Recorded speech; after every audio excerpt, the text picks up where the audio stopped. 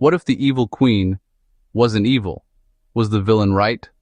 What if Snow White was the real threat? History isn't written by the survivors, not accurate in fairy tales. They're written by the victors. And sometimes, the villain is just the one who saw the danger first. We were told a simple story. A jealous queen obsessed with beauty, a magic mirror, a poisoned apple, a pure-hearted girl hunted for being the fairest of them all. That's the version meant for children. But queens do not rule kingdoms because they are vain. They rule because they are strategic, because they have strategic relationships and the support of the people. The queen wasn't just a stepmother. She was a monarch. Providing stability and mystical powers, she gains divine right through the use of the prophecy mirror. A protector of land, a guardian of political stability. And Snow White was the rightful heir, but had to just wait, but she couldn't. A young heir with unmatched beauty is not just admired, she is powerful. Beauty in royal courts is currency, influence, manipulation, allegiance. Whoever controls Snow White controls the future throne.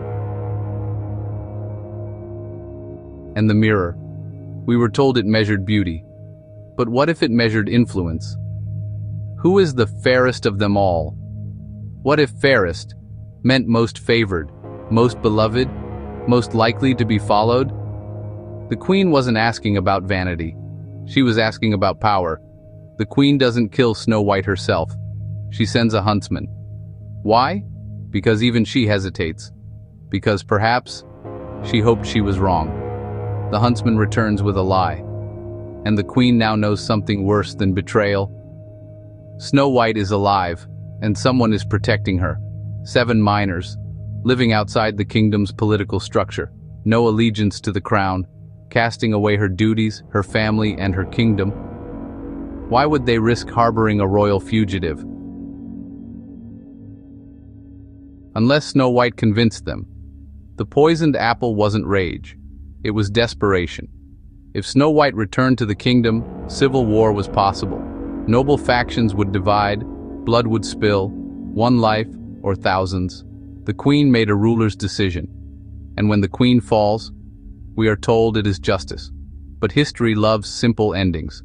The young, beautiful heir awakens, marries well, takes the throne. And the queen, reduced to a cautionary tale about vanity. But what if the real lesson was never about jealousy? What if it was about how quickly we demonize powerful women?